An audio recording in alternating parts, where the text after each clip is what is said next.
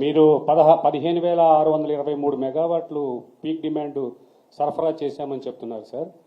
సంతోషం. కానీ ఈ విద్యుత్ కొనుగోళ్లకు సంబంధించి గత ప్రభుత్వం ఏదైతే విధానాలను అవలంబించిందో అవే విధానాలను అవలంబిస్తున్నారా? దాంట్లో ఏమైనా మార్పులు చేర్పులు చేశారా? దానికి సంబంధించి ఇప్పటికే మేము ఒక అంటే it is totally technical activity. దీనికి సంబంధించి కొంతమంది అధికారులకి బాధ్యత చెప్పాం. దాని మీద సంపూర్ణంగా స్టడీ చేసి ఒక రిపోర్ట్ సబ్మిట్ చేయాలి. దాంట్లో ఉన్నటువంటి పరిస్థితుల్ని గమనించిన తర్వాత will take a view on that.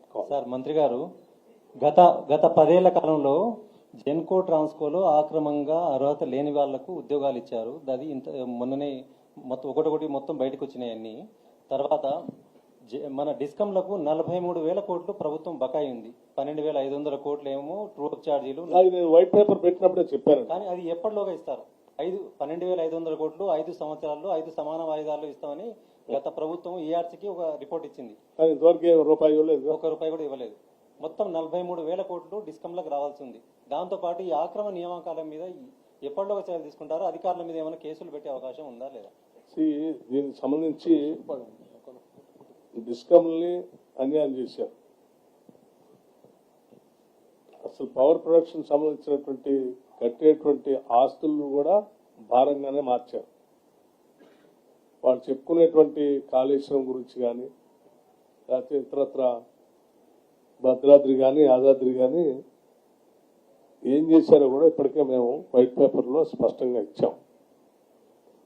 So ఈ భారాన్ని వదిలించుకోవాలా, కంటిన్యూ చేసుకోవాలా, అది ఏం చేయాలనేది సరే ఇంతవరకు ఖర్చు పెట్టి ఆర్దా తీసుకొచ్చారు కాబట్టి ఆస్తుల్ని నిరర్ధక ఆస్తులుగా వదిలేయాలి బాధ్యత కలిగినటువంటి వాళ్ళు. దాన్ని how best that we can make use of it for the welfare of the state అని దానికోసం ఆలోచన చేసి ముందుకు తీసుకుంటాం. సాధ్యమైనంత వరకు సరే వాళ్ళు ప్రజలకి సబ్సిడీ రూపేణ మేము ఇస్తున్నామని చెప్తూ వాళ్ళు ఇవ్వకుండా డిస్కౌంట్ని ఇబ్బందులు పెట్టారు. దాన్ని ఓవర్ నైట్ అంటే ఒకటే రోజులో 2,000 కోట్లు 1,00,000 కోట్ల పైబడి ఉంది. సో ఒకటే రోజులో ఓవర్ నైట్ మనం దాన్ని రెక్టిఫై చేయాలి. కానీ రెక్టిఫై చేసే ప్రాసెస్ మాత్రం మేము ఆల్రెడీ ఇనిషియేట్. ఇంకోటి మీ అందరికి తెలిసిందే, మనం రాష్ట్రంలో ఉన్న మహిళలందరినీ మహాలక్ష్మిలాగా గౌరవిస్తూ ఉంటాం. సరే వాళ్ళు గౌరవించినా గౌరవించకపోయినా మేము మాత్రం ఈ రాష్ట్రంలో ఉన్న ప్రతి మహిళని మహాలక్ష్మిలాగానే చూస్తాం, గౌరవిస్తున్నాం కూడా. అందులో భాగంగా జనాభాలో సగభాగంగా ఉన్నటువంటి మహిళలందరూ కూడా ఆనాటి కాంగ్రెస్ ప్రభుత్వాల్లో ఇందిరా క్రాంతి పథకం అని చెప్పి సెల్ఫ్ హెల్ప్ గ్రూప్స్ పెద్ద ఎత్తున వాళ్ళే మనీ సర్క్యులేషన్ పెద్ద ఎత్తున మహిళల చేతిలో ఉండాలి ఆలోచన చేసి చేశారు. 10 ఏళ్ళు వచ్చిన తర్వాత దాన్ని పూర్తి నిర్వీర్యం చేశారు. మళ్ళీ మేము తిరిగి ఈ మహాలక్ష్ములందరికీ వడ్డీ లేని రుణాలు ఇచ్చేటువంటి కార్యక్రమాన్ని పెద్ద ఎత్తుగా మేము అధికారంలోకి వచ్చిన దగ్గర నుంచి సంపూర్ణంగా వాళ్ళకి ఒకటేసారి చెక్ ఇచ్చేటువంటి కార్యక్రమాన్ని రేపు 12వ తారీఖు నాడు హైదరాబాద్ నగరంలో భారీ బహిరంగ సభ పెట్టి వాళ్ళకి ఇవ్వబోతా ఉన్నాం. ఇది మహిళలందరికీ ఈ రాష్ట్రంలో మాకు ఇన్ని ఆర్థిక ఇబ్బందులు ఉన్నప్పటికీ కూడా మహిళలను గౌరవించాలి. 5 ఏళ్లలో 1,00,000 కోట్ల రూపాయలు 5 years పీరియడ్ లో 1,00,000 కోట్ల రూపాయలు బ్యాంకుల ద్వారా వాళ్ళకి రుణాలు ఇప్పించి పెద్ద ఎత్తున మనీ సర్క్యులేషన్ మహిళా సంఘాల మధ్యలో ఉండాలని, తద్వారా ఆయా కుటుంబాలన్నీ కూడా మహిళతో ఆలోచనతో ఆర్థికంగా నిలదొక్కుని ఎదగాలనేది మా అందరి ఆలోచన. వాటికి సంబంధించినటువంటి వ్యాపారాలు చేసుకోవడానికి కావాల్సిన ట్రేడ్ గుర్తించడం, డబ్బులు ఇప్పించడమే కాకుండా ఈ ట్రేడ్ గుర్తించడం, అట్లాగే మైక్రో అండ్ స్మాల్ ఇండస్ట్రీస్ పెట్టుకోవడానికి మహిళలకి ఆయా మండలాల్లో కానీ ఆయా నియోజకవర్గాల్లోనూ కాన్స్టిట్యూన్సీస్ లో చిన్న micro and small industrial parks కూడా సెల్ఫ్ హెల్ప్ గ్రూప్స్ కోసం ఏర్పాటు చేయబోతా ఉన్నాం. ఇది మేము మహిళలకు ఇచ్చేటువంటి గౌరవం. వాళ్ళు ఆర్థికంగా వ్యాపారవేత్తలుగా కాకుండా పారిశ్రామికవేత్తలుగా కూడా మార్చాలనేది మా ఆలోచన. దీంతో పాటు ఇంకొకటి నేను మీ అందరికీ ఒక శుభవార్త రాష్ట్ర ప్రజలకి ముఖ్యంగా నిరుద్యోగ యువతకు కూడా తెలియాల్సినటువంటి అంశం.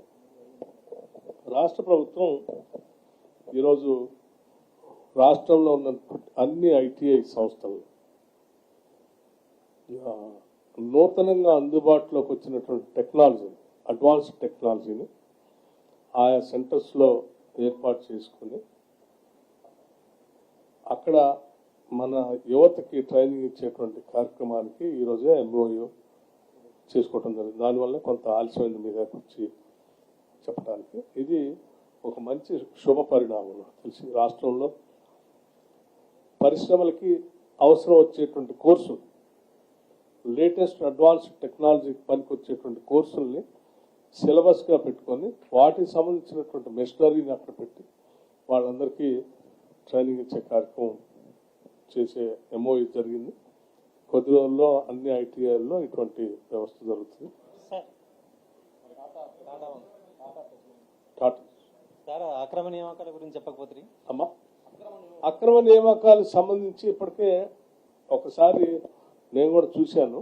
దాని మీద ఒక డీటెయిల్ రిపోర్ట్ రాసి అట్లా ఎంతమంది ఉన్నారో చూసి వాళ్ళ మీద యాక్షన్ తీసుకుంటే రూల్స్ ప్రకారం ఏం చర్యలు తీసుకోవడానికి అవకాశం ఉందో అవి చేయమని చెప్పడం జరిగింది. మానవ హక్కుల కమిషన్ చైర్మన్ నియామకం గురించి చెప్తారు సార్? సార్ ఇప్పటికీ చాలా కమిషన్స్, కొన్ని చైర్మన్లు, కార్పొరేషన్స్ చేసుకుంటూ వెళ్తా ఉన్నాం.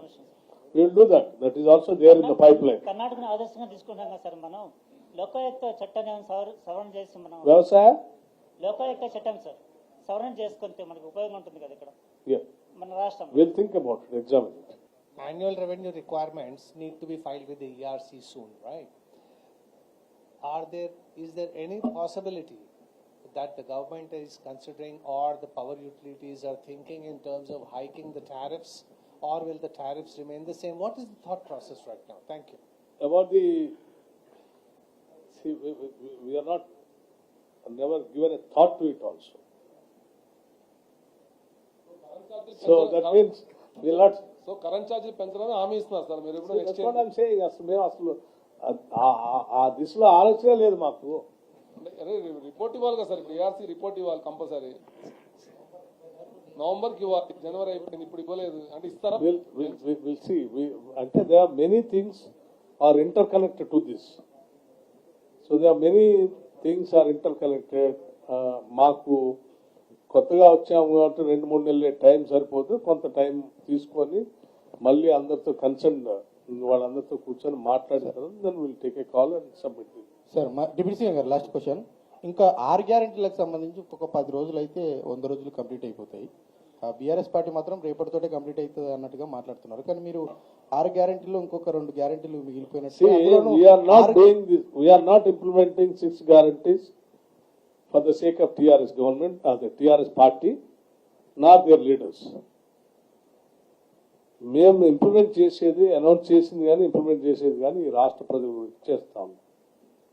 మంత్రి గారు, సో మేము వన్ ఆఫ్టర్ ది అదర్ చేసుకుంటూ వెళ్తా ఉన్నాం. వాళ్ళలాగా ఏదో మేము ఇంటికో ఉద్యోగం ఇస్తాం, 3 ఎకరాలు భూమి పంచుతాం, డబుల్ బెడ్రూమ్లు ఇస్తామని 10 సంవత్సరాలు కూడా దాన్ని ఇంప్లిమెంట్ చేయనటువంటి వాళ్ళు కూడా మాట్లాడే అర్హత ఉంది అసలు.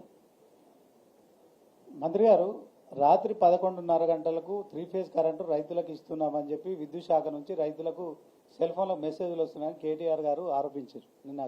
That's what I'm saying. See, I am not here to answer the people who have not at all implemented anything in their entire 10 years of time. You want to waste my time?